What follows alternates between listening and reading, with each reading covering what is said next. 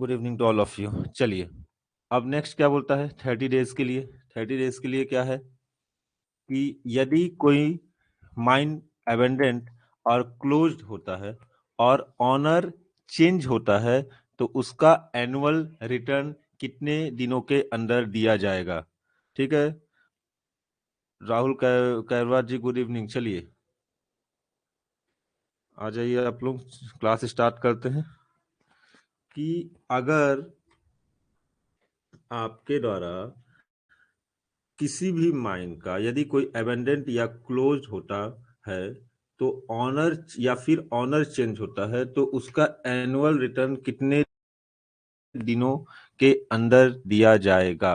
ठीक है तो भैया हुआ कितने दिनों के अंदर दिया जाएगा, वह दिया जाएगा जो कि आपका है 30 दिनों के अंदर। 30 दिनों के अंदर, ठीक है 30 डेज। 30 डेज के अंदर आपको उस चीज की जानकारी देनी है। नेक्स्ट है आपका जब किसी माइंस और स्कैन को अबेंडमेंट और कार 60 दिन से अधिक के लिए डिसकंटिन्यू क्लोजर और डिसकंटिन्यूअस मिनिमम कितने दिनों से पहले नोटिस देना पड़ेगा। नेक्स्ट नीचे वाला आ जाते हैं, थोड़ा सा ऊपर आ जाते हैं। ठीक है कि यदि किसी माइन और स्कैन को अबेंडमेंट या फिर डिसकंटिन्यूएशन फॉर 60 डेज से अधिक के लिए डिसकंटिन्यूस या अबेंडमेंट या क्लोज करना है तो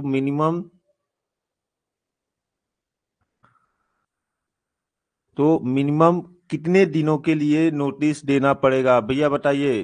देखिए रेगुलेशन नंबर 4 के अंदर था आपका ऊपर वाला कि यदि कोई माइन अबेंड ठीक है अबेंडेंट क्लोज या फिर ऑनर चेंज होता है तो आपको एनुअल रिटर्न जो देना है, एनुअल रिटर्न जो दिया जाएगा वो कितने दिनों में दिया जाएगा भैया, वो दिया जाएगा आपको 30 दिनों के अंदर। ठीक है 30 days as per regulation number 4। लेकिन अगर किसी माइंस को ये कि अगर कोई माइन है जो कि क्या है अबेंडमेंट है, ठीक है 60 डेज के अधिक के लिए कार वहां पास डिसकंटिन्यूअस हो रहा है, क्लोज किया जा रहा है, तो कितना दिन पहले आपको नोटिस देना पड़ेगा। अगर आप करना चाहते हैं ऐसा तो कितना दिन पहले भैया, 30 दिन पहले आपको नोटिस देना पड़ेगा। नेक्स्ट आइए तीसरा नंबर। ठीक है नेक्स्ट है आपका जब कोई माइन या स्कैन अबेंडेंट या क्लोज और 60 डेज से अधिक डिसकंटिन्यूअस होने के बाद रीओपन की जाती है।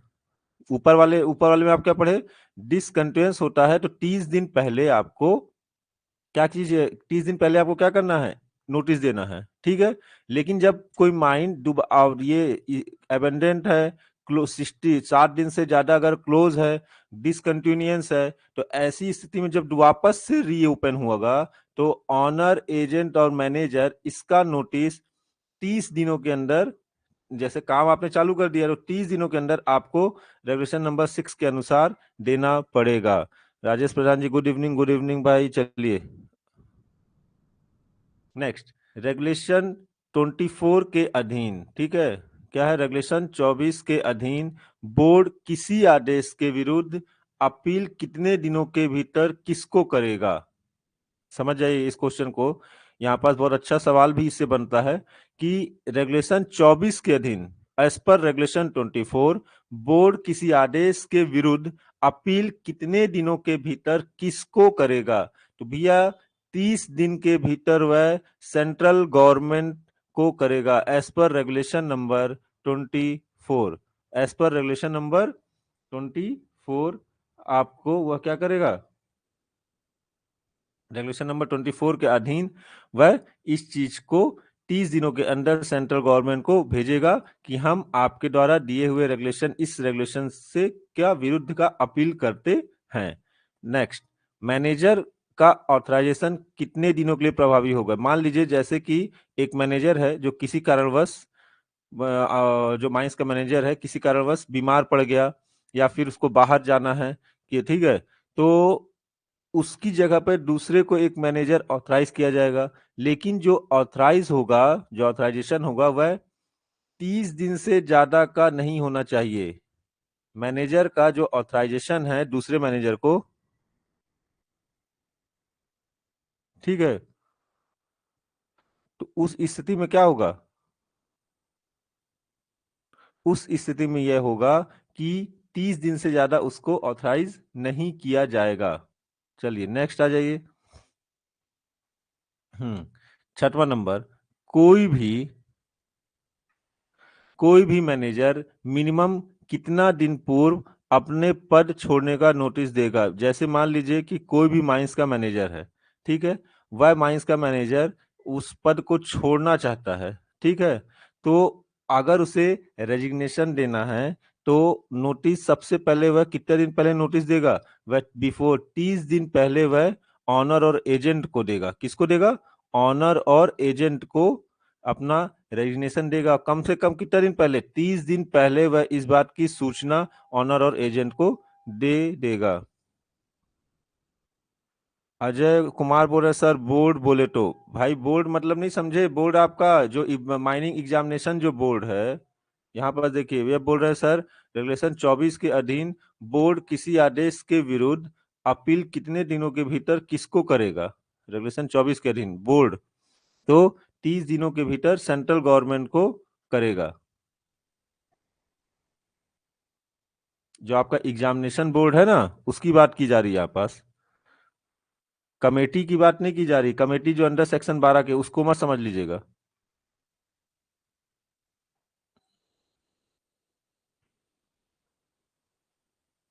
7 नंबर देखिए, अब 7 नंबर देखिए, इंक्वायरी में दोषी व्यक्ति कितने दिनों के अंदर बोर्ड को रिप्रेजेंटेशन दे सकेगा? इंक्वायरी में दोषी व्यक्ति, मान लीजिए किसी प्रकार का कोई माइंस में जो रिपोर्टेबल इंजरी हो गई, ठीक है, रिपोर्टेबल एक्सीडेंट हुआ, तो ऐसे एक्सीडेंट इंजरी का एक इंक्वायरी बैठता है। वह इंक्वायरी कैसा रहता है कि भैया कि आपका जो इंक्वायरी है किसके अनुसार कौन दोषी है उसमें, इसका निरीक्षण किया जाता है। और यह काम कौन करता है? तो यह काम करता है भैया मैनेजर के आदेश में सेफ्टी ऑफिसर। सेफ्टी ऑफिसर जो है वह इस काम को करता है, ठीक है। अब वो जब इंक्वायरी करता है तो भैया वो यह देखता है कि कितने दिनों के अंदर बोर्ड को रिप्रेजेंटेशन देगा भैया, तो वह देगा 30 दिनों के अंदर। 30 दिनों के अंदर वह रिप्रेजेंटेशन दे सकता है। जो जो जिस आदमी के ऊपर एलिगेशन, इंक्वायरी में जो एलिगेशन आया है उसकी सफाई दे सकता है कि भैया मेरे द्वारा ऐसा ऐसा किया गया या ऐसा नहीं किया गया। तो 30 दिनों के अंदर उसे अपनी लिखित में अपना सारा का सारा ब्यौरा देना है। रीजनल इंस्पेक्टर ऑफ माइंस, है ना, दिया इंजीनियर को ऑथराइजेशन कितने समय के लिए प्रभावी होगा? Regional inspector of mines RIM RIM के द्वारा इंजीनियर्स को दिया ऑथराइजेशन कितने समय के लिए प्रभावी होगा? भैया वो कितने दिन के लिए? रेगुलेशन नंबर 32 क्या बोलता है कि जो रीजनल इंस्पेक्टर है इंजीनियर को जो ऑथराइजेशन देगा वह सिर्फ और सिर्फ 30 दिनों के लिए ही मान्य होगा, एज पर रेगुलेशन 32। जब कोई माइन अबेंडमेंट क्लोजर दी, अमरजीत भूया बोल रहे हैं सर इसका PDF मिल जाएगा? बिल्कुल, इसका PDF आप लोगों के लिए उपलब्ध है, साइट में जाइए। साइट में मैं आज क्लास के अंत में जहां से निकालना है मैं आपको बता दूंगा। कल मैं आप लोगों को समझा रहा था, लेकिन अचानक से मुजफ्फर सर बोले कि पहले क्लास लेंगे, बाद में उन्होंने मना कर दिया, तो मैं उस चीज को समझ नहीं पाया। आज मैं आप लोगों को समझा दूंगा ये PDF कहाँ पास है। बहुत लोगों का कॉल आया सर ये PDF कहाँ मिल नहीं रहा है। जब कोई माइन अमेंडमेंट और क्लोजर की जाती है तो कितने दिनों के सेक्शन सबमिट करेगा? कितने दिनों में सेक्शन सबमिट करेगा? Under 30 days. जब कोई माइन अमेंडमेंट या क्लोजर की जाती है तो कितने दिनों के अंदर में इस चीज की सूचना सबमिट करनी पड़ेगी, ठीक है, कि भैया वह माइंस बंद है, क्लोजर अमेंडमेंट कर रहे हैं, क्लोज कर रहे हैं, तो 30 दिन अंडर 30 डेज के अंदर आपको इस बात की जानकारी देनी है। 10th नंबर देखिए, डिटैचिंग बेल और प्लेट की जांच कब की जाएगी? देखिए भाई ये बहुत ही अच्छा क्वेश्चन है, इसमें आ सकता वाला सवाल है कि भैया डिटैचिंग बेल और प्लेट की जांच कब की जाती है, तो मिनिमम 30 डेज में एक बार डिटैचिंग बेल और प्लेट की जांच की जाएगी। ठीक है, अब 11 नंबर देखिए, ये रेगुलेशन के आगे देखिए कि examination of winding equipment by engineer और competent person. Examination of winding equipments by engineer और कॉम्पिटेंट पर्सन। एग्जामिनेशन कितने दिनों में की जाएगी भाई, किसका, वाइंडिंग इक्विपमेंट्स का। वाइंडिंग इक्विपमेंट्स में क्या क्या आ जाते हैं तो पता ही है ना सारी चीजें, आपकी सीएमआर वाई क्लास में ये बात बताई गई थी कि वाइंडिंग इक्विपमेंट्स का सबसे पहले एग्जामिनेशन कौन करेगा, तो भैया इंजीनियर या कॉम्पिटेंट पर्सन। ठीक है, यहाँ देखिए कॉम्पिटेंट आ गया, कॉम्पिटेंट का मतलब सरदार भी हो सकता है, ओवरमैन भी हो सकता है, क्योंकि उसमें जो सेफ्टी डिवाइसेस है सरदार ओवरमैन करेगा, लेकिन जो मैकेनाइज्ड चीज है, ठीक है, जो इलेक्ट्रिकल या ये आपका मैकेनिकल से रिलेटेड चीज है, तो उसके लिए फोरमैन करेगा। तो इसीलिए बोला गया, एक शब्द यूज किया कॉम्पिटेंट पर्सन। ठीक है, तो वह करेगा 30 दिन में एक बार। वाइंडिंग इक्विपमेंट्स का क्या बोल रहे हैं, अजय कुमार जी बोल रहे हैं सर 9 नंबर। रुकिए, 9 नंबर में क्या है भाई, ये बोल रहा है कि जब कोई माइन अमेंडमेंट और क्लोजर की जाती है तो कितने दिनों के अंदर सेक्शन सबमिट करना पड़ेगा। सेक्शन सबमिट, इसकी थोड़ा सा ये थोड़ा सा इसमें ऐसा नहीं है कितने दिनों के सेक्शन, रेगुलेशन नंबर आप जब खोलेंगे, रेगुलेशन नंबर 65 आप खोलेंगे तो आपको समझ में आएगा। सेक्शन सबमिट करना पड़ेगा मतलब किस सेक्शन को आप बंद कर रहे हैं, पूरी के पूरे जो आप जब भी कोई माइंस को बंद कर रहे हैं या फिर अमेंडमेंट कर रहे हैं कुछ दिनों के लिए, ठीक है, पूरी तरीके से क्लोज कर रहे हैं या किसी कारणवश अबेंडेंट हो रही है, तो कितने दिनों के अंदर आपको सबमिट करना है, तो 30 दिनों के अंदर आपको उसका जानकारी दिया देना है। बस, ये सेक्शन नहीं है, यहाँ पर सेक्शन गलत हो गया, इसे सुधार दिया जाएगा। कितने दिनों के अंदर इसकी जानकारी आपको सबमिट करना है, नोटिस देना है, तो 30 दिनों के अंदर। चलिए, अब क्या है, वाइंडिंग, अब एग्जामिनेशन ऑफ रेगुलेशन, सॉरी, अब ये क्या, वाइंडिंग इक्विपमेंट्स इंजीनियर और कॉम्पिटेंट पर्सन, तो आप क्या देख रहे हैं उसमें, वाइंडिंग रोप, प्लान और सेक्शन। जी, संजय गिरी गोस्वामी जी बोल रहे हैं कि यहाँ पास जो है आपका थोड़ा सा अधूरा हो गया है। ये चीज जो लिखी है ना 9 नंबर पे, देखिए 9 नंबर को देखिए, जब कोई माइन अबेंडेंट और क्लोजर की जाती है तो कितने दिनों के अंदर आपका, अभी रेगुलेशन में मैंने देखा उसमें लिखा हुआ है प्लान एंड सेक्शन को सबमिट किया जाएगा। ठीक है, सबमिट प्लान और सेक्शन, ठीक है, सबमिट किया जाएगा, तो 30 दिनों के अंदर आपको प्लान और सेक्शन को सबमिट करना है एज पर रेगुलेशन नंबर 65। चलिए, अब नेक्स्ट क्या है कि जो वाइंडिंग रोप है मैक्सिमम 0.5 पर सेकंड की स्पीड में चलनी चाहिए। ठीक है, वाइंडिंग रोप ए मैक्सिमम कितना है, 0.5 मीटर पर सेकंड स्पीड। एग्जामिनेशन किसके द्वारा किया जाएगा, इसका एग्जामिनेशन वाइंडिंग इक्विपमेंट्स का इंजीनियर और कॉम्पिटेंट पर्सन के द्वारा। अब कितने दिनों के अंदर, 30 डेज के अंदर। ठीक है, अब आ जाइए 12 नंबर पे। अजय कुमार जी किसको किसको करेगा, तो यह बात तो आपको ये रेगुलेशन आप सामने ही रख लीजिए, तो उससे आपको ज्यादा सही होगा, क्योंकि इस पीडीएफ में अभी इस चीज को नहीं डाली गई है कि किसको किसको करेगा। ये अभी इसका काम चालू है, कुछ दिन में हो जाएगा, तो आप लोगों को इसकी भी जानकारी मिल जाएगी। वैसे तो अभी इसमें सिर्फ आप लोगों की मांग मांग थी ये इस चीज की कि सर इसमें सिर्फ देश में बड़ा कंफ्यूजन है, तो अभी ये मांग कल ही आई है कि किसको किसको करेगा, तो उसके लिए जल्दी उसका काम चालू है, बना लिया जाएगा। क्योंकि अभी तो अभी अब देखिए 12 नंबर देखिए, बिल्ड कन्वेयर इंस्टॉलेशन से कितना दिन पहले सूचना दी जाएगी। बिल्ड कन्वेयर इंस्टॉलेशन से कितना दिन पहले सूचना दी जाएगी, भैया बिल्ड कन्वेयर इंस्टॉलेशन से 30 डेज पहले करेगा। टाइगर टाइगर बोल रहे सर इसका पीडीएफ कहाँ पे दिखेगा, इसका पीडीएफ आपको जल्द ही मिल जाएगा, परेशान मत होइए। अब देखिए, बिल्ड कन्वेयर इंस्टॉलेशन से कितना दिन पहले सूचना दी जाएगी, बोलिए भाई, यह होगा 30 दिन पहले आपको बिल्ड इंस्टॉलेशन से पहले सूचना दी जाएगी। अभी मैं देखिए अभी क्लास को चलने दीजिए, क्लास के लास्ट में मैं आपको दिखाऊंगा कि आपको ये सारी चीजें कहाँ पास मिलेंगी।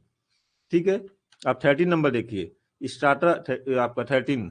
ठीक है, यह क्या है, रेगुलेशन नंबर 123। 123 आप अगर आप लोगों को याद होगा तो 123 नंबर रेगुलेशन क्या है, strata control and monitoring plan. ठीक है, ये आपका है। अब इसमें क्या बोल रहा है 13 नंबर, जिस माइंस में डेवलपमेंट वर्क पहले से चल रहा है उसमें सपोर्ट रेगुलेशन प्रभावी होने के कितने दिनों के अंदर बनाया व लागू किया जाएगा। यह सवाल मेरे द्वारा जो सपोर्ट का एमसीक्यू पढ़ाया गया था उसमें भी आप देखे होंगे कि इसकी सारी जानकारी मैंने दी थी कि यह रेगुलेशन प्रभावी होने के बाद अगर सपोर्ट का जो रेगुलेशन है कितने दिनों के अंदर लागू किया जाएगा स्कैम को, तो भैया वह 30 दिन के अंदर आपको लागू किया जाएगा। अब देखिए, आ जाइए 14 नंबर पर, जस्ट अ सेकेंड। ठीक है, अब क्या बोल रहा है 14 नंबर, कोई भी माइनिंग ऑपरेशन स्टार्ट करने से मिनिमम कितने दिन पहले सपोर्ट इस, ठीक है, कोई भी माइंस सपोर्ट की एक कॉपी आरआई को भेजा जाएगा। ठीक है, रेगुलेशन नंबर 123 स्कैम। ठीक है, regulation number 123 scam starter control and monitoring plan की कोई भी माइनिंग ऑपरेशन स्टार्ट करने से कितना दिन पहले सपोर्ट किया एक प्लान, यहाँ पर क्या सपोर्ट प्लान की एक कॉपी आरआई को भेजा जाएगा। किसको भेजा जाएगा, पहली बात तो सबसे पहले ये पता होना चाहिए किसको भेजा जाएगा। तो भाई इसकी एक कॉपी भेजा जाएगा 30 दिन के अंदर। ठीक है, बिफोर 30 डेज आपको आरआई को भेजना है पहली बात तो, और दूसरी एक कॉपी 30 दिन के अंदर सपोर्ट प्लान की जाएगी। अब दूसरा देखिए आप नेक्स्ट को 15 कि माइंस का OAM ऑनर एजेंट और मैनेजर, ठीक है, मिनिमम कितने दिन में एक बार इनफ्लेमेबल गैस के निकलने के दर पर मिलियन टन कोयला प्रोडक्शन के हिसाब से मालूम करेगा।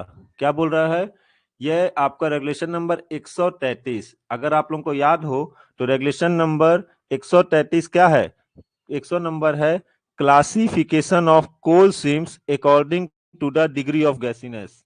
क्या है क्लासिफिकेशन ऑफ, देखिए क्लासिफिकेशन, मुझे जहां तक याद आ रहा कि classification of coal seams, classification of coal seams, तब आपको एक चीज याद आ जाएगी अकॉर्डिंग टू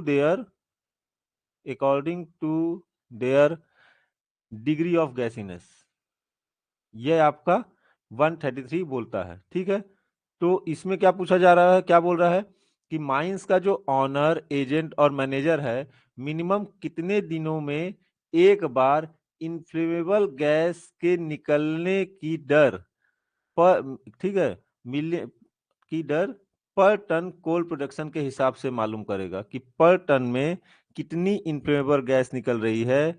इसकी जानकारी और ऑनर एजेंट और मैनेजर अंडरग्राउंड माइंस में, ठीक है, गैसीनेस पता करने के लिए कितने दिन में करेगा। तो भाई कितने दिन में करेगा, 15 नंबर को बताइए।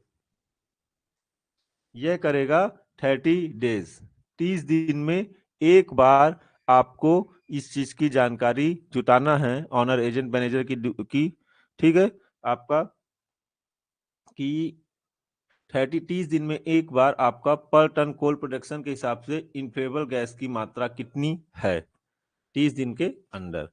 चलिए, कुमार बारासुरा, एमडी सद्दाम, अजय कुमार, सबने कहा है कुमार बारासुरा ने तो रेगुलेशन के साथ सब रेगुलेशन में लिख दिया। चलिए बहुत बढ़िया, अपने से लिखा है तो अच्छी बात है, और किताब से देख के लिखा है तो कोई बात नहीं।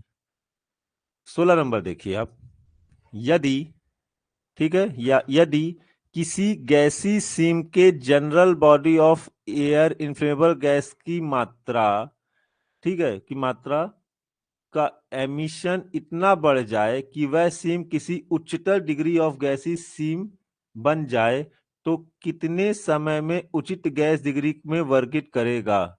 क्या बोल रहे हैं कि अगर मान लीजिए कि आपकी कोई गैस सीम थी, ठीक है, वह पहले मान लीजिए डिग्री 1 माइनस थी, डिग्री 1 माइनस थी। अब क्या होता है कि आगे चल करके जैसे ही आप काम आगे बढ़ाते हैं तो उसमें जनरल बॉडी ऑफ एयर जो है गैसी, जो general body of inflammable gas की जो मात्रा है वह बढ़ जाती है। तो कितना दिन के अंदर, और इस बात को डिग्री ऑफ गैसीनेस जो सीम की जो उच्चतर डिग्री है, जो इसके आगे डिग्री है, पहले बात डिग्री थी स्टार्ट जब आप काम किए तो डिग्री 1 थी, लेकिन आगे जनरल बॉडी ऑफ एयर जैसे 30 दिन में एक बार चेक करेंगे ना जी, जैसे एक बार आपने चेक कर लिया, चेक करने के बाद आपको पता चला कि भाई नहीं, इनफ्लेमेबल गैस की मात्रा बढ़ गई है, डिग्री 2 के बराबर हो गई है या फिर डिग्री 3 के बराबर हो गई है, कुछ भी हो सकता है।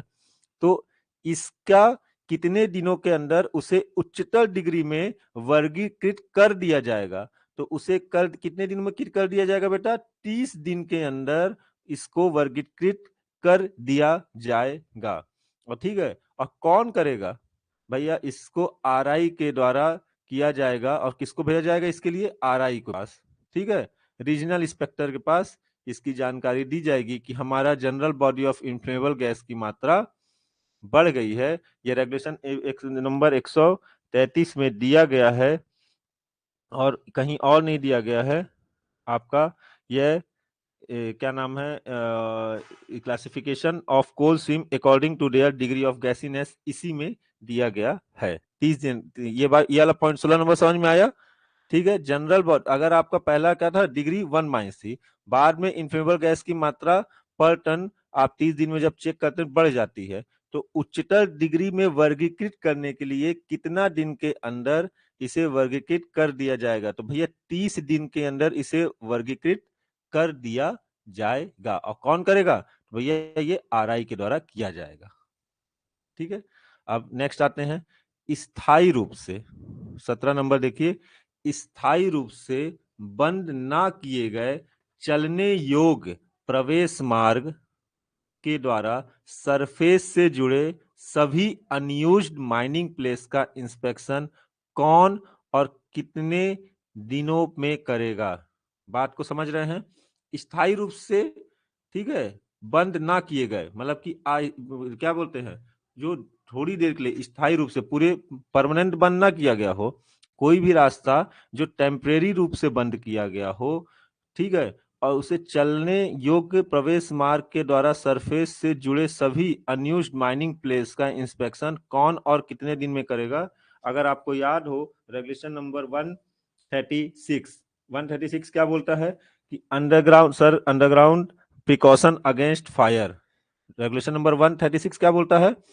Underground precaution against fire, precaution against fire, ये चीज बोलती है।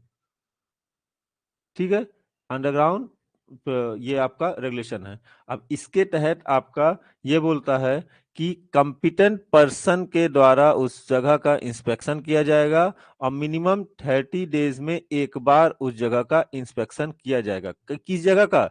जो कि टेम्परेरी रूप से कोई रास्ता बंद किया गया हो या फिर चलने योग्य प्रवेश मार्ग के द्वारा सरफेस से जुड़े सभी अनयूज्ड माइनिंग प्लेसेस का इंस्पेक्शन 30 दिनों में एक बार और कॉम्पिटेंट पर्सन के द्वारा किया जाएगा। अब नेक्स्ट आ जाइए, जस्ट अ सेकेंड, चलिए स्पॉन्टेनियस हीटिंग का 18 नंबर देखिए। स्पॉन्टेनियस हीटिंग का इनिशियल स्टेज में पता चल जाए, इसके लिए डिप्लेरिंग डिस्ट्रिक्ट पर सेल ना किए गए गोफ के रिटर्न एयर रोडवेज में जांच। ठीक है, यह हो गया आपका रेगुलेशन नंबर 136 आपको अच्छे से बता चुका हूं कि रेगुलेशन 136 क्या बोलता है? Underground precaution against fire. तो क्या बोल रहा है वो कि स्पॉन्टेनियस हीटिंग का इनिशियल स्टेज पता चल जाए, इसके लिए डिप्लेरिंग डिस्ट्रिक्ट पर सेल ना किए गए गोफ के रिटर्न एयर रोडवेज की जांच। मतलब कि नॉर्मल भाषा में इसे ये कहा जाए कि जब आपको स्पॉन्टेनियस हीटिंग का पता चल जाए इनिशियल स्टेज में, तो इसके लिए डिप्लेरिंग डिस्ट्रिक्ट, ठीक है, जो कि गोफ के डिप्लेरिंग डिस्ट्रिक्ट जो कि गोफ के एरिया में पड़ता है, गोफ पड़ता है जहां रिटर्न एयर, तो ऐसी जगह पे आप क्या करेंगे? रिटर्न रोडवेज की जांच करेंगे। जब आपको स्पॉन्टेनियस हीटिंग का पता चल जाए, तो जो रास्ते पे गोफ पड़ता है, सील, जिसे सील ना किया गया हो, यहाँ सेल लिखा हो गया है, ये हो गया सील, सील ना किया गया हो, ठीक है, थोड़ा सा इसमें उसको सुधार लिया जाएगा। इसके लिए डिप्लेरिंग डिस्ट्रिक्ट, ठीक, जिसे सील ना किया गया हो, किए गए गोफ के रिटर्न एयर रोडवेज में जांच कितने दिनों में एक बार की जाएगी? मिनिमम 30 डेज में एक बार जांच की जाएगी और उसका एयर सैंपल कैसे किया जाएगा, एयर सैंपल, रिटर्न एयरवेज का एयर सैंपल लेने के बाद। ठीक है, 30 दिन में एक बार किया जाएगा और एयर सैंपल लेने के बाद किया जाएगा। अब 19 नंबर देखिए कि 19 नंबर रेशन, ये थोड़ा सा इसको देखिए, CO form to O2 absorb मालूम करने के एक बार एयर सैंपल लेकर उसका एनालिसिस में कितने दिन में किया जाएगा। इस थोड़ा सा फॉर्मेशन में गलती है, रेशन ऑफ CO4, रेशन नहीं होगा यार, इसमें होगा रेगुलेशन नंबर 137 जहां तक है, precaution against spontaneous heating, precaution against spontaneous heating जो है, ठीक है, इसे ये कहा जाता है। तो एक्चुअल में ये है रेशियो, ठीक है, ये है ratio of CO formed. MD Riyaz कह रहे सर 18 समझ में नहीं आया। बेटा एमडी रियाज सुनिए, स्पॉन्टेनियस हीटिंग का मान लीजिए कि आपको स्पॉन्टेनियस हीटिंग इनिशियल स्टेज में पता चल गया। इनिशियल स्टेज में कैसे पता चलता है, स्वेटिंग के द्वारा, ठीक है। तो इसके लिए डिप्लेरिंग डिस्ट्रिक्ट, ठीक है, डिप्लेरिंग डिस्ट्रिक्ट, हाँ रेशियो है। 2 मिनट आनंद गुप्ता जी, पहले एमडी रियाज जी का 18 नंबर समझ नहीं आया, उसको क्लियर कर लेते हैं पहले। देखो बेटा कि मान लीजिए आपको ये पता चल गया कि स्पॉन्टेनियस हीटिंग कहीं पास है, ठीक है, कब, स्वेटिंग के दौरान आपको पता चल गया, इनिशियल स्टेज में, पहला स्टेज बोल रहा है ये, पता चल गया। तो आपका जो डिप्लेरिंग डिस्ट्रिक्ट का जो रिटर्न रास्ता है, ठीक है, डिप्लेरिंग डिस्ट्रिक्ट के रिटर्न रास्ते में जिसमें कि गोफ को सील नहीं किया गया है, जहां की गोफ एरिया को सील नहीं किया जाता, अभी वहां वर्क चल रहा है। कई बार ऐसा होता है ना कि हम कई बार गोफ को सील नहीं करते, अभी वहां काम चलते रहता है, तो सील तो अभी होगा नहीं क्योंकि जब तक सारा कोयला डिप्लेरिंग निकाल नहीं रहते। तो उसके रिटर्न एयरवेज में अपन एयर सैंपल लेते हैं, क्यों, क्योंकि भैया एयर सैंपल लेने के बाद ही तो हमको पता चलेगा, क्योंकि स्पॉन्टेनियस हीटिंग की मात्रा, स्पॉन्टेनियस हीटिंग बढ़ रहा है, मतलब आपकी कौन सी गैस बढ़ेगी। चलिए चैट सेक्शन में बताइए, अगर स्पॉन्टेनियस हीटिंग अगर एयर सैंपल पे है, स्पॉन्टेनियस हीटिंग आपको इनिशियल स्टेज में पता चलता है, तो आपकी कौन सी गैस एयर सैंपल में बढ़ जाएगी, या फिर कौन सी गैस, वो छोड़िए, आपकी कौन सी गैस कम हो जाएगी। आपका जो O2 का कंजप्शन है वो बढ़ जाएगा बेटा, O2, नहीं नहीं CO2 नहीं, नहीं नहीं सीओ हाँ नहीं, आप नहीं, बिल्कुल नहीं। देखिए ये आदित्य कुमार पंडित कह रहे हैं सर CO2 नहीं, अजय कुमार हाँ O2, बल्कि अजय कुमार सही बोले, शाश्वत दुबे, प्रिया प्रिया सीओ बोल रही हैं, प्रिया सर टाटा स्टील लिमिटेड गलत है, सीओ की मात्रा नहीं बढ़ेगी बेटा। O2 जो आपका हवा में 19% मिनिमम होना चाहिए, ठीक है, जो आपका कितना होता है 20 से 21%, मान लीजिए 21% रहता नहीं है, 20.98% रहता है, 93%, ठीक है। जो आपका ये ऑक्सीजन है, ऑक्सीजन आपका डाउन होगा, क्यों, क्योंकि आप अच्छे से जानते हैं स्पॉन्टेनियस हीटिंग क्या है, सीओ के साथ O2 बना करके, O2 का कंजक्शन होता है, वह क्या बनाता है CO2।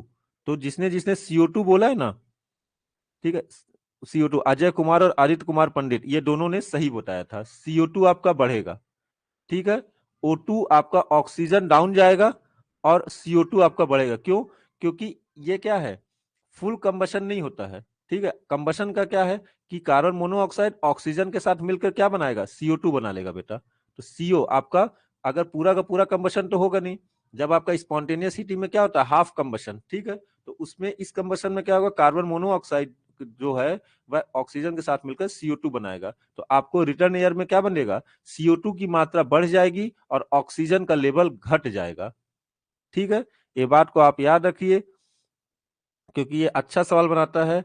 मुस्तफा अंसारी बोल रहे हैं सर CO2 नहीं बेटा, CO नहीं मिलेगा, CO नहीं मिलेगा, ठीक है। हमेशा याद रखिए कि CO2 मिलेगा और ऑक्सीजन का जो परसेंटेज है वह डाउन हो जाएगा, ठीक है। हाँ अजय कुमार जी बोल रहे हैं कि सर बिल्कुल सही, ऑक्सीजन कम होगा, ठीक है, CO2 बढ़ेगा और O2 घटेगा। हाँ अभी आप लोग सही पकड़े हैं कि जब भी आपका यह स्पॉन्टेनियस हीटिंग होता है तो उस समय CO2 आपका बढ़ जाएगा और O2 घट जाएगा। तो समझ जाइए कहीं ना कहीं आपका स्पॉन्टेनियस हीटिंग होना चालू हो गया है इनिशियल स्टेज में। चलिए अब इसके बाद क्या करते हैं, समझ में आया एमडी रियाज, एमडी रियाज, जिसको कंफ्यूजन था वो समझ में आया, चैट सेक्शन में ओके बोलिए तो आगे बढ़ा जाए। कि उसके गोफ के रिटर्न रास्ते में आपको, चलिए एमडी रियाज जी लग रहा खाना खाने चले गए हैं, कोई बात नहीं, आगे बढ़ते हैं अपन। चलिए आ गया उनका ऑप्शन, जी सर, चलिए एमडी रियाज जी बोल रही है आगे बढ़ने के लिए। अब नेक्स्ट आते हैं, ratio of CO formed to O2 observe, ठीक, एब्जॉर्ब्ड, ठीक है। ये अगर आप देखेंगे तो आपका रेगुलेशन नंबर 137 में आपका section number 12 sub section B, इसमें क्या है कि ratio of CO form to oxygen absorbed मालूम होने के एक बार, देखिए यहीं पास मैंने आपको क्या क्या समझ में आया कि जैसे जैसे आपका CO2 बढ़ा हुआ है और O2 आपका कम हो रहा है, तो आपका क्या हो गया, ये रेशियो का फॉर्मेशन हुआ कि कहीं ना कहीं जितना आपको CO2 मिल रहा है उसके हिसाब से आपका ग्राहम्स रेशियो जो है वो बढ़ जाएगा। वह ग्राहम्स रेशियो मालूम करना पड़ेगा अपने को। तो मालूम करने के एक बार सैंपल में, ठीक है, कितने दिनों में किया जाएगा ग्राहम्स रेशियो मालूम करने के लिए, सीओ फॉर्म मतलब O2 एब्जॉर्ब मालूम करने के लिए कितने दिनों में एक बार सैंपल किया जाएगा? तो सर मिनिमम 30 दिन में एक बार ग्राहम्स रेशियो को जानने के लिए सैंपल किया जाएगा। रेशियो है, रेशियो अजय कुमार, वह रेशियो है, एन नहीं है, यहां पास एन काट दिए। नेक्स्ट आइए, अब आ जाइए 20 नंबर। प्रत्येक कोल सीम में, प्रत्येक कोल सीम में ओल्ड वर्किंग गोफ फायर और स्पॉन्टेनियस हीटिंग को सील ऑफ करने के लिए बनाई गई स्टॉपिंग की जांच कितने दिन में की जाएगी? बताइए भैया। कि प्रत्येक कोल सीम ओल्ड वर्किंग गोफ फायर स्पॉन्टेनियस हीटिंग को सील को बना करने के लिए बनाई गई स्टॉपिंग की जांच कितने दिनों में की जाएगी? आपका देखिए रेगुलेशन नंबर 142, भैया यह किया जाएगा 30 दिन के अंदर, 30 डेज, ठीक है। और क्या करने के लिए भैया? उसके पीछे का एटमॉस्फेरिक कंडीशन जानने के लिए, क्योंकि आप जानते हैं कि प्रिकॉशन व्हेन फायर एग्जिस्ट, क्या बता रहे हैं रेगुलेशन नंबर 142 क्या है? प्रिकॉशन व्हेन फायर एग्जिस्ट, जब वहां फायर का एग्जिस्टेंस है तो आप उसके पीछे का एटमॉस्फेयर कंडीशन जानने के लिए 30 दिन में एक बार स्टॉपिंग की जांच की जाएगी, ठीक है। अब देखिए 21 नंबर, मुंबई इंडियंस, सर जी जो पीडीएफ है उसे डाउनलोड नहीं हो रहा है। भैया पीडीएफ डाउनलोड का ऑप्शन विनोद सर से बात करिए, विनोद सर आपको बताएंगे कैसे, क्यों डाउनलोड नहीं हो रहा है।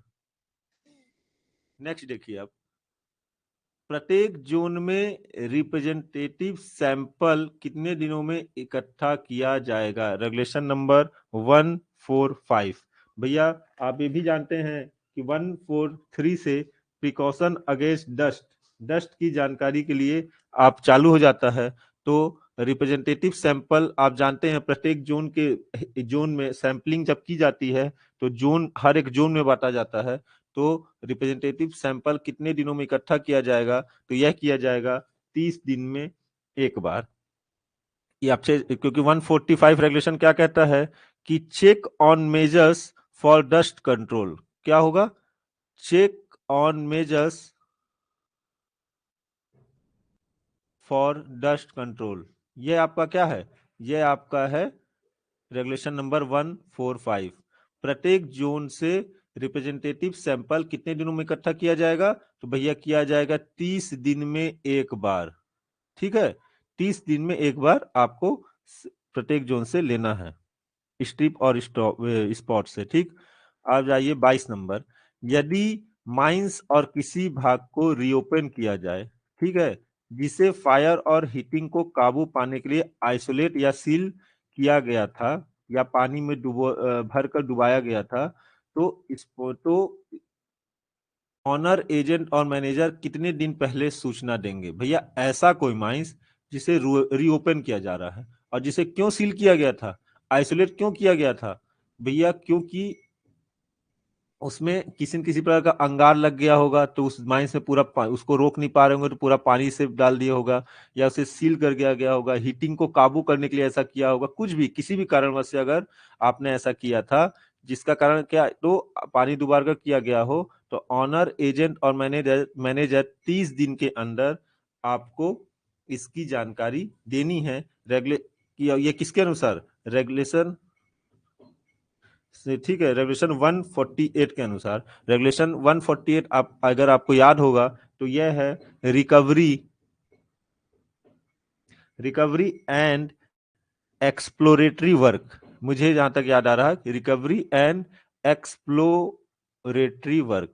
ठीक है, तो इस चीज को आप समझ जाएंगे। तो जो 4429 है कोई जो ये कह रहे हैं सर कुछ ट्रिक बताइए ना दिन याद करने के। बेटा इसको मैंने बता चुका था, दिन याद करने का सिर्फ और सिर्फ एक ही तरीका है, स्क्रीनशॉट ले करके आपको मोबाइल पर अपने जो आपने किसी का भी फोटो लगाया हो हीरोइन का तो उसको हटा करके इसका स्क्रीनशॉट लगाना है, तब जाके आपको डेज याद होंगे। वैसे अगर आप एक के बाद एक चीजों को मिलाते हुए पढ़ेंगे तो इन चीजों को आसानी से याद किया जा सकता है। मैंने आपको बोला कि जब भी नंबर ऑफ डेज की बात हो तो आप हमेशा याद रखिए कि इसकी महत्वता महत्वता के बारे में जानिए। ठीक है, और इसका एक्सपोजर क्या असर पड़ेगा अगर मैं कि इन चीजों को 60 दिन में दूं। ठीक है, इन चीजों को आपको याद करके रखना पड़ेगा। आदित्य कुमार पंडित जी कह रहे हैं सर 22 नंबर थोड़ा एक्सप्लेन कर दीजिए। बेटा मेरा कहना है कोई भी माइंस या माइंस के किसी भाग को आपको रीओपन करना है। अच्छा, माइनिंग ग्रांड में स्क्रीनशॉट नहीं होता तो एक काम करिए, मैं एक फोटो एक और ज्ञान दे रहा हूँ। फोटो आप लैपटॉप या मोबाइल में खोल लीजिए, खोलने के बाद आप वापस से क्या करिए उसका फोटो ले लीजिए और फोटो खींच खींच करके दूसरे के मोबाइल से अपने में ब्लूटूथ से सेंड कर दीजिए। इससे अब इससे ज्यादा आप नहीं बता पाएंगे। ठीक है, नेक्स्ट स्क्रीनशॉट नहीं होगा सर जी बिल्कुल। अब आ जाइए 22 नंबर को बोल रहे हैं सर वापस से बता दीजिए। यदि कोई माइंस या फिर माइंस के किसी भाग को रीओपन किया जा रहा है। ठीक है, ठीक है, रीओपन किया जा रहा मतलब कि उसे बंद किया गया रहा, तो भैया किस कारण से बंद किया गया था? उसे बंद किया गया था या तो फायर से या हीटिंग को काबू करने के लिए, या तो उसे आइसोलेट किया गया था, सील किया गया था पानी डुबो करके। ठीक है, आप पढ़े होंगे ना, इन क्या है एक शब्द आया है intentional flooding. Intentional intentional flooding. ठीक है, तो इसके कारण जो किया गया बंद किया गया था उसे रीओपन किया जा रहा, तो 30 दिन में आपको उसकी नोटिस देना है रेगुलेशन 148 के अनुसार। ठीक है, ये रिकवरी जो कि आपको क्या कहता है, ये आपका क्या कहता है कि रिकवरी एंड एक्सप्लोरेटरी वर्क, और ये बात तो आप अच्छे से जानते हैं कि इसको आपको किसको किसको देना है। तो जो मुझे पता है कि रिम और सिम दोनों को इस बात की जानकारी आपको देनी पड़ती है। इंटेंशनल फ्लडिंग, बिल्कुल अजय कुमार जी, इंटेंशनल फ्लडिंग मतलब जानबूझकर डुबाना। 23 नंबर देखिए, वाटर प्रोटेक्टिव मेजर्स की जांच कौन कब कब करेगा बरसात के अलावा बाकी दिनों में? वाटर प्रोटेक्टिव मेजर्स की जांच कौन कब कब करेगा बरसात के अलावा बाकी सीजन के लिए? Regulation number 149। अगर आपको ये पता होगा कि भैया डेंजर फ्रॉम सरफेस वाटर,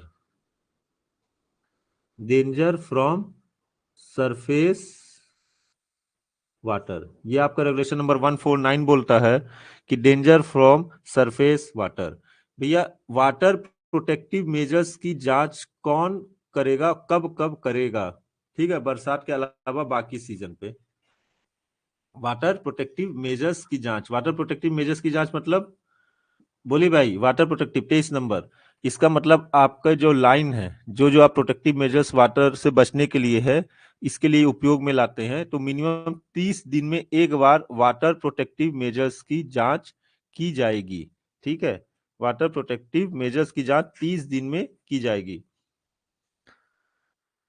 और डेंजर फ्रॉम सरफेस वाटर और किसके द्वारा की जाएगी? तो यह किया जाएगा कॉम्पिटेंट पर्सन के द्वारा।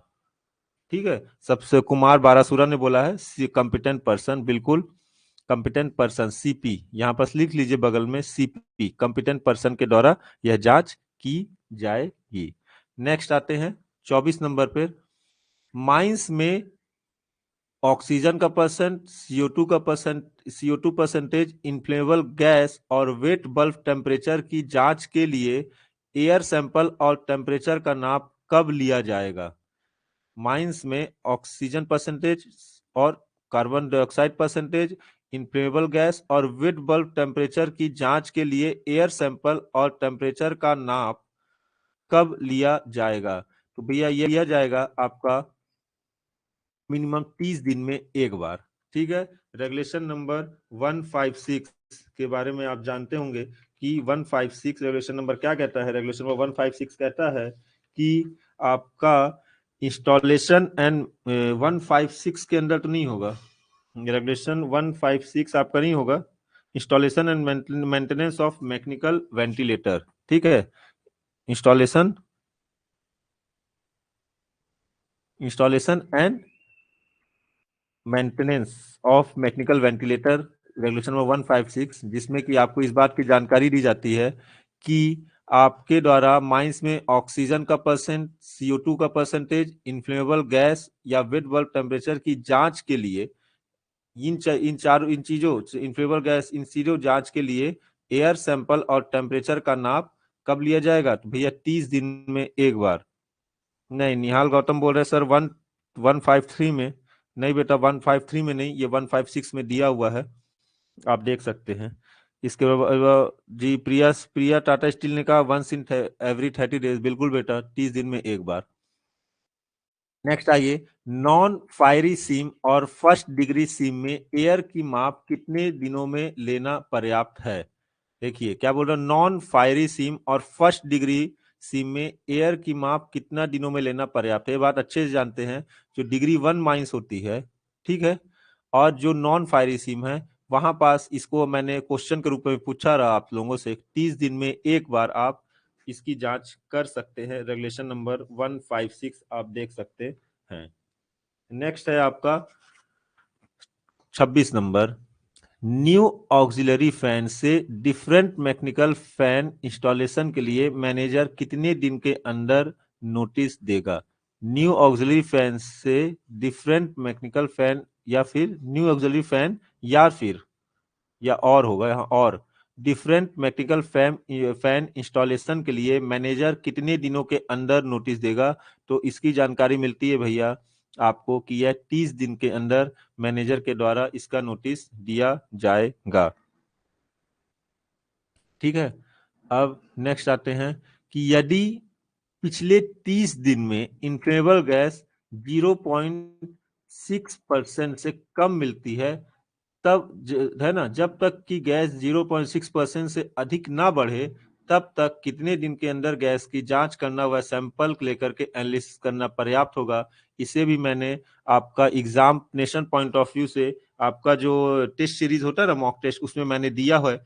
इसको बता दे रहा हूँ, एक क्वेश्चन लीक हो रहा मेरी ओर से, मैंने इस क्वेश्चन को एग्जामिनेशन मॉक टेस्ट में दिया है। एक क्वेश्चन तो मिनिमम पा जाइए, लीक कर दिया मैंने पेपर, जेल भी हो सकता है, लेकिन फिर भी इस बात को समझिए कि 30 दिन में एक बार आपको, ये पॉइंट मैंने डाला है, इस बार अभी आप मॉक टेस्ट देंगे तो समझ में आएगा। तो ये रेगुलेशन नंबर 169 अगर आप देखेंगे तो आपको इस चीज की जानकारी मिलेगी। अजय कुमार बोल रहे हैं, ठीक है ना अजय, 2 मिनट पहले क्लास कर लेते हैं, इसके बाद क्लियर करते हैं। सर कौन सा 26 नंबर? 26 नंबर क्या बोल रहे हैं? New auxiliary fan, 26 number Ajay Kumar ji को थोड़ा डिफरेंस है भाई, दिखा देते हैं। न्यू ऑक्सिलरी फैन से डिफरेंट, न्यू ऑक्सिलरी फैन और डिफरेंट मैकेनिकल फैन के इंस्टॉलेशन के लिए मैनेजर को कितने दिन के अंदर नोटिस देना है भैया? 30 दिन के अंदर। इसमें क्या दिक्कत है अजय कुमार जी?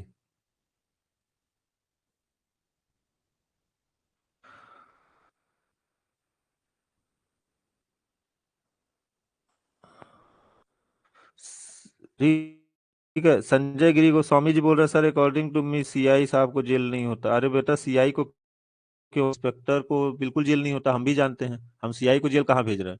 हम बोल रहे हैं क्वेश्चन हम लीक कर दिए हैं, 27 नंबर पॉइंट को हमने इस बार टेस्ट में डाला, ये बताए हैं।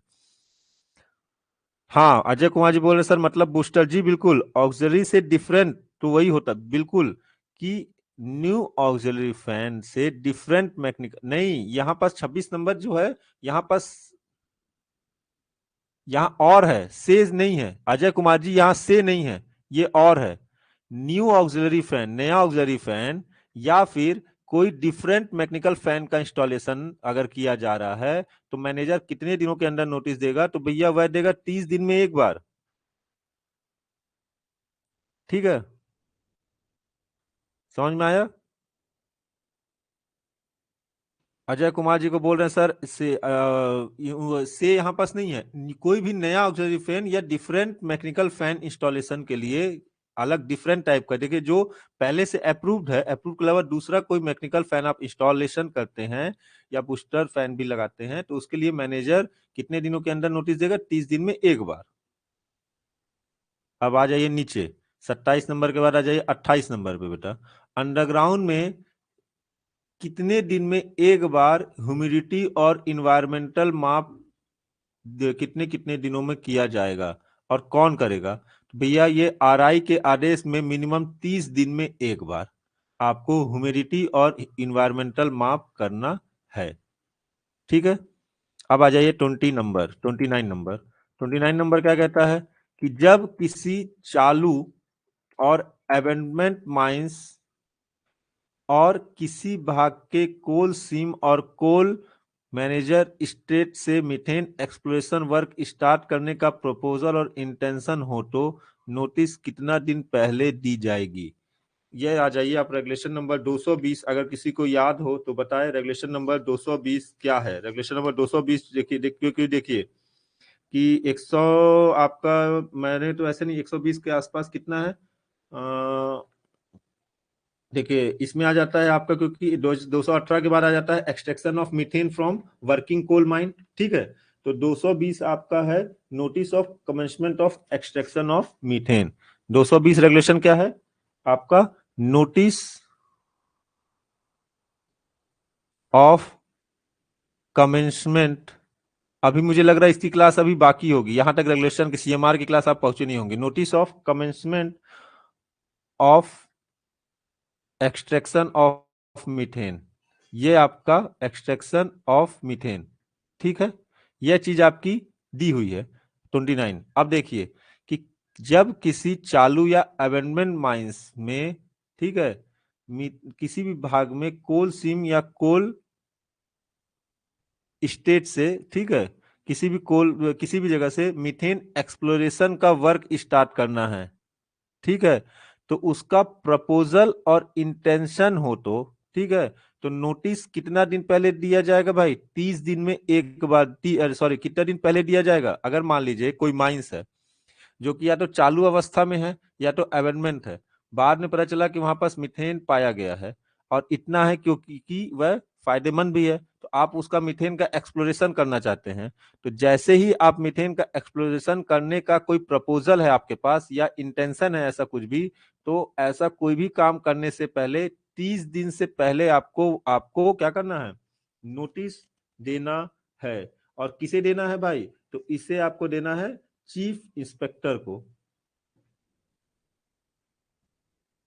ठीक है, तो इससे आपको किसे देना है, chief inspector of mines and regional inspector of mines, इन दोनों को इस बात का आपको प्रपोजल भी भेजना है। और समझ में आ रहा है, अगर कोई माइंस अबेंडमेंट है, ठीक है, अब इसके बाद फिर आपका बंद है या चालू है और वहां पास आपका मीथेन का एक्सप्लोर करने के लिए आप सोच रहे हैं या स्टार्ट करना चाहते हैं, काम करना चाहते हैं, प्रपोजल है, इंटेंशन, तो ऐसा प्रपोजल ये की जानकारी नोटिस के द्वारा आपको चीफ इंस्पेक्टर को भी देनी है और रीजनल इंस्पेक्टर को भी देनी है। कितने दिनों के अंदर भाई, 30 दिन के अंदर इस बात की जानकारी आपको देनी है, एक्सट्रैक्शन ऑफ मीथेन की जानकारी। ठीक है, मीथेन एक्सप्लोरेशन का वर्क अगर आपके द्वारा चालू करना चाहते हैं तो आपको इसकी जानकारी। अजय कुमार जी कह रहे हैं सर रेगुलेशन नंबर एक्सप्लोरेशन मतलब मीथेन निकालना यार, वहां से मीथेन एक्सप्लोर पाइप लगा करके वहां से मीथेन निकाला जाता है। आपका शहडोल डिस्ट्रिक्ट अगर आप जानते होंगे, शहडोल मध्य प्रदेश में एक शहडोल डिस्ट्रिक्ट है, ठीक है। शहडोल डिस्ट्रिक्ट में रिलायंस के द्वारा मीथेन एक्सप्लोरेशन का वर्क चल रहा है, ठीक है। शहडोल जिले में आपका रिलायंस कंपनी के द्वारा मीथेन एक्सप्लोरेशन का वर्क चल रहा है, वहां से मीथेन गैस निकालना, उससे एनर्जी बनाई जा रही है। अजय कुमार कह रहे हैं कि सर रेगुलेशन नंबर 157 का सेक्शन 1 सब रेगुलेशन 1 को समझा दीजिए। अजय कुमार जी चलिए, अजय कुमार जी को कंफ्यूजन बहुत ज्यादा है। देखिए 157 का 1, ठीक है, रेगुलेशन देख लेते हैं। इसमें क्या है कि जो मैनेजर है, the manager of every mine in which A mechanical ventilator other than N auxiliary fan install shall submit within a period of 30 days of installation to the regional inspector, ठीक है। 157 का 1 ये कहता है कि जो माइंस का मैनेजर है, मैकेनिकल वेंटिलेटर के अलावा, ठीक है, mechanical ventilator other than the auxiliary fan is, अगर ऑक्सिलरी फैन के अलावा कोई भी दूसरा फैन माइंस में इंस्टॉल किया जाता है, तो मैनेजर के द्वारा 30 दिन में एक बार 30 दिन के अंदर रीजनल इंस्पेक्टर को उसकी जानकारी देनी है, स्टैंडिंग ऑर्डर स्पेसिफाई करना है, ठीक है। उसके साथ ही किसी ऐसे कंडीशन पे जानकारी, स्टैंडिंग ऑर्डर स्पेसिफिकेशन देना है, और साथ ही उसमें किस बार की जानकारी होगी, विड्रॉल ऑफ पर्सन की भी। अजय कुमार जी क्लियर है कि मैनेजर के द्वारा मैकेनिकल वेंटिलेटर, मैकेनिकल वेंटिलेशन, ठीक है, मैकेनिकल वेंटिलेटर कुछ ही प्रकार का कोई भी फैन ऑक्सिलरी फैन को छोड़ करके माइंस में, अजय कुमार जी माइंस में आपका ऑक्सिलरी फैन को छोड़ करके किसी भी अन्य फैन का उपयोग अगर किया जाता है, इंस्टॉल किया जाता है, तो 30 दिन के अंदर उसकी जानकारी मैनेजर के द्वारा रीजनल इंस्पेक्टर को दी जाएगी। तो 16 नंबर जो पॉइंट है, अच्छा अजय कुमार जी बोल रहे सर आप वही ऑक्सिलरी फैन बता रहे थे, हाँ मैं आपको वही बता रहा हूँ। 16 नंबर जो पॉइंट है इसमें वह रेगुलेशन नंबर 157 का ही है, जो कि रेगुलेशन नंबर 157 स्टैंडिंग ऑर्डर के बारे में बात कर रहा है। 16 नंबर पे आ जाइए भाई, थोड़ा सा अजय कुमार जी को बड़ा कंफ्यूजन है इसमें। देखिए 16 नंबर कहाँ है, 16 नंबर पे तो यदि gassy degree general body of air है बेटा अजय कुमार जी। 16 नंबर पे नहीं बताया हूं मैंने इसको दूसरे दूसरे इसमें बताया है।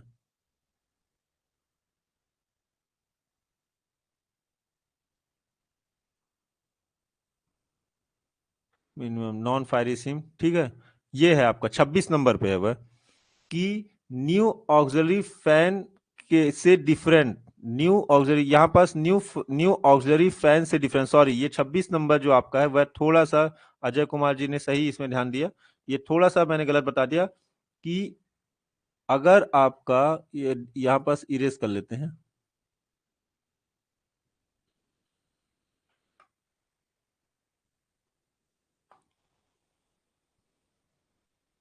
चलिए यहाँ पास क्या बोल रहे हैं, अगर ये पॉइंट सही लिखा हुआ है कि ऑक्सिलरी फैन के अलावा, न्यू ऑक्सिलरी फैन से डिफरेंट, ठीक है, ऑक्सिलरी फैन के अलावा डिफरेंट कोई भी मैकेनिकल फैन का इंस्टॉलेशन किया जाता है, तो मैनेजर के द्वारा उसकी नोटिस 30 दिन के अंदर आरआई को देना है। रेगुलेशन नंबर 157 ऑफ 1, ठीक है, इसे थोड़ी सी यहाँ पास गलती हो गई थी, मैं से दूसरा समझ लिया था।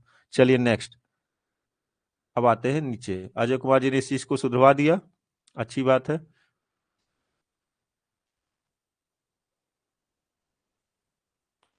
अब आ जाते हैं, आपका ये चीज चालू हो गया आवर्स का, यहां पास से चालू हो गया आवर्स। जी बिल्कुल संजय गिरी गोस्वामी जी, 133 में आर आई और सी आई दोनों होगा।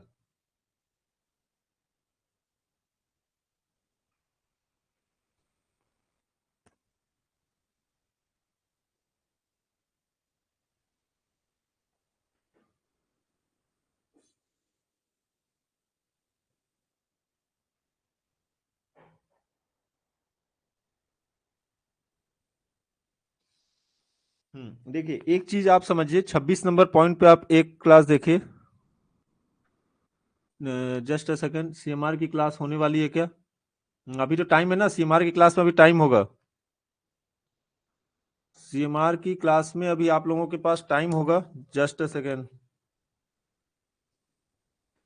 देखिए आपका जो 26 नंबर पॉइंट है उसमें थोड़ा सा सुधार की जरूरत है।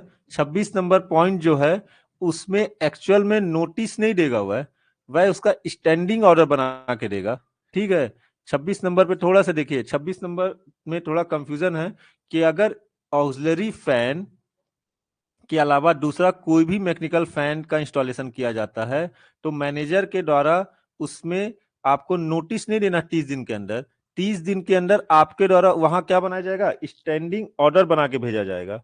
ठीक है, ठीक है, और जिसमें क्या क्या, और उस स्टैंडिंग ऑर्डर में क्या क्या स्पेसिफाई करेगा, उस स्टैंडिंग ऑर्डर में वह स्पेसिफाई करेगा कि withdrawal of person from the mine, ठीक है, and event of stoppage of ventilator. दो चीज स्पेसिफाई करेगा कि वेंटिलेटर का, आपका फैन को का स्टॉपेज, वेंटिलेटर का स्टॉपेज, और पहला चीज स्पेसिफाई करेगा, दूसरा चीज विड्रॉल ऑफ पर्सन।